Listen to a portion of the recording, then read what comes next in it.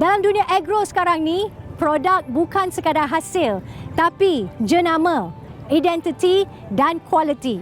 Sebab itu, Kementerian Pertanian dan Keterjaminan Makanan KPKM memperkenalkan program Geran Pemadanan Change Upgrade Product CUP.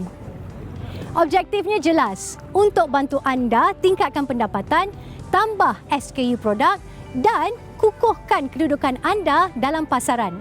Malah program ini juga galakkan ciptaan produk baharu yang bernilai tinggi dan berkualiti.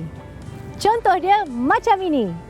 Produk lama boleh di-upgrade jadi lebih profesional dan unggul. Dari label sampai pembungkusan, semua boleh berubah. Bukan sekadar tukar label, malah menaik taraf keseluruhan produk. Geran CUP akan bantu anda dalam skop seperti kajian pembangunan produk, reka bentuk pembungkusan, naik taraf premis termasuk pemasangan papan tanda perniagaan dan pensijilan. Jadi, produk anda bukan sekadar menarik, tapi boleh bawa keyakinan pengguna.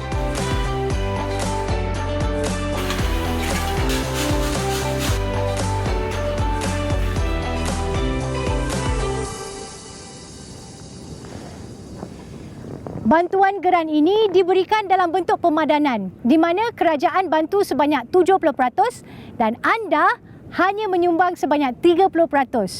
Nilai maksimum geran ini adalah sehingga RM60,000.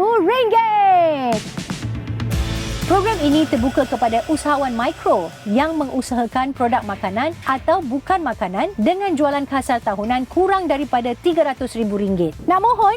Senang aja. Anda boleh dapatkan borang di laman web KPKM atau pergi terus ke mana-mana agensi pelaksana ini. Permohonan dibuka sepanjang tahun. Bila-bila anda dah bersedia, terus isi dan mohon. Jangan tunggu lagi.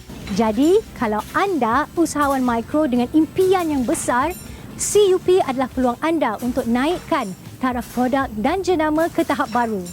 KPKM bantu anda lakukan transformasi. Untuk maklumat lanjut, layari laman sesawang KPKM di www.kpkm.gov.my atau hubungi nombor yang tertera. Dengan program CUP, ubah produk anda hari ini.